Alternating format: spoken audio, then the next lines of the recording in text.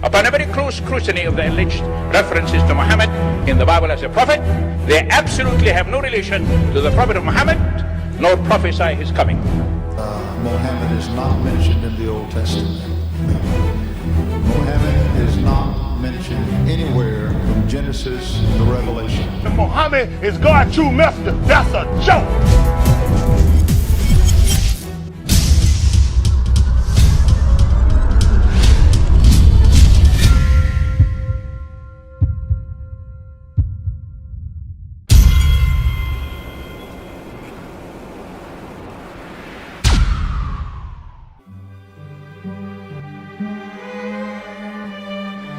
नहीं, हम तुम्हें प्रेरित करते हैं जैसे हमने नूह और उसके बाद के नबियों को प्रेरित किया, जैसे हमने अब्राहम और इश्माइल और इसहाक और याकूब और अपराद और यहाँ तक कि अय्यूब और योना और हारून और सुलेमान को प्रेरित किया, और जैसे हम दाऊद के भजन की ओर बढ़ते हैं।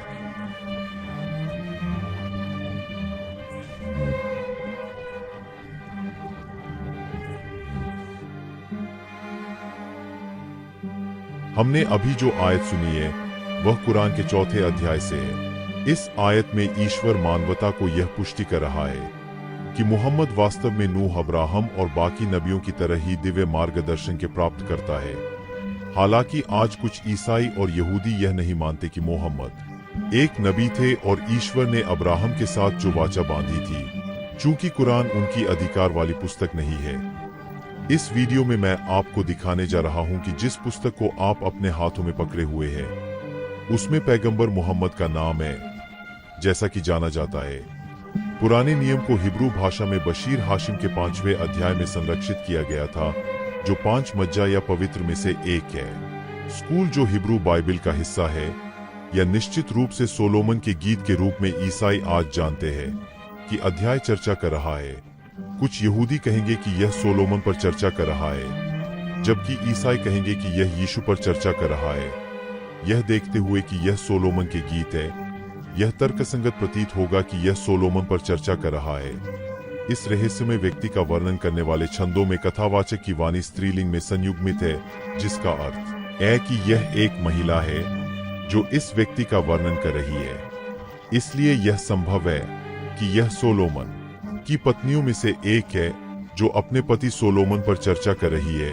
हालांकि ईसाई दावा करते हैं कि यीशु पर चर्चा की जा रही है, और यह अध्याय एक ऐसे व्यक्ति का वर्णन कर रहा है जो उस समय जीवित नहीं था।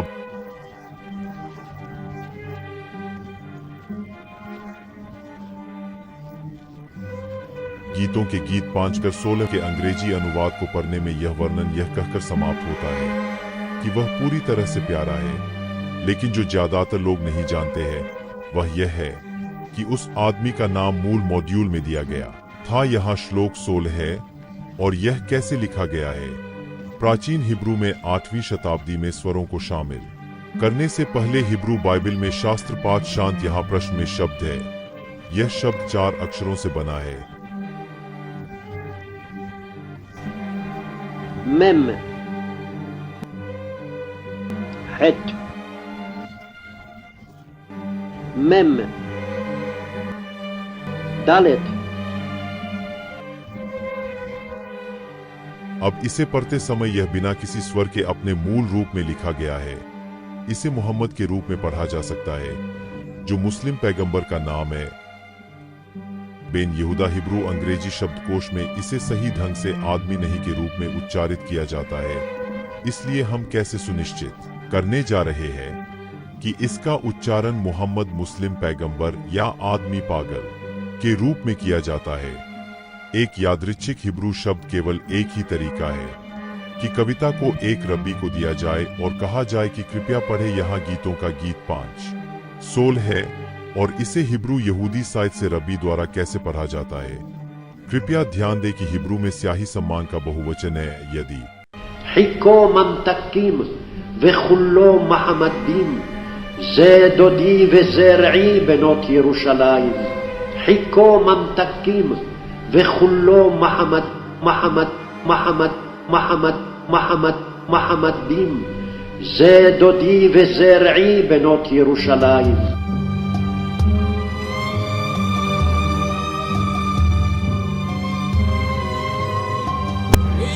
coming out of the darkness. There are no other gods but God, and Muhammad is his messenger.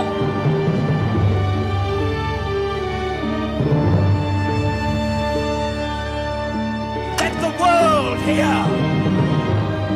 חיכו ממתקים וכולו מחמדים, זה דודי וזרעי בנות ירושלים. חיכו ממתקים וכולו מחמדים, זה דודי וזרעי בנות ירושלים.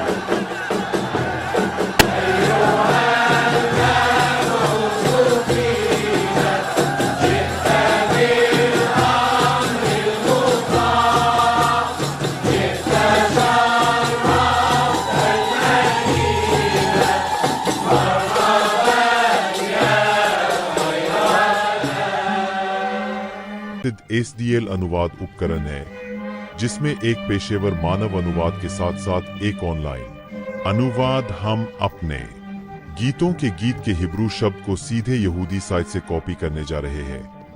यह वही साइट है जहां आप रब्बी को हिब्रू में कविता पढ़ते हुए सुन सकते हैं। सभी लिंक विवरण में है, इसलिए हम शब्द को कॉपी करके पेस्ट करने जा रहे हैं और पूछेंगे कि कृपया अनुवाद करें। क्या वे उस व्यक्ति के नाम का अर्थ अनुवाद करने जा रहे हैं जैसा कि बाइबल अनुवादकों ने किया था, जो कि प्यारे की तुलना में प्रशंसा है, या वे नाम को वैसे ही रखने जा रहे हैं जैसा कि वह है? ठीक है, आप खुद ही ऐसा करें। यहाँ विश्व लिंगो अनुवादक है, परिणाम वही है जो मुहम्मद है।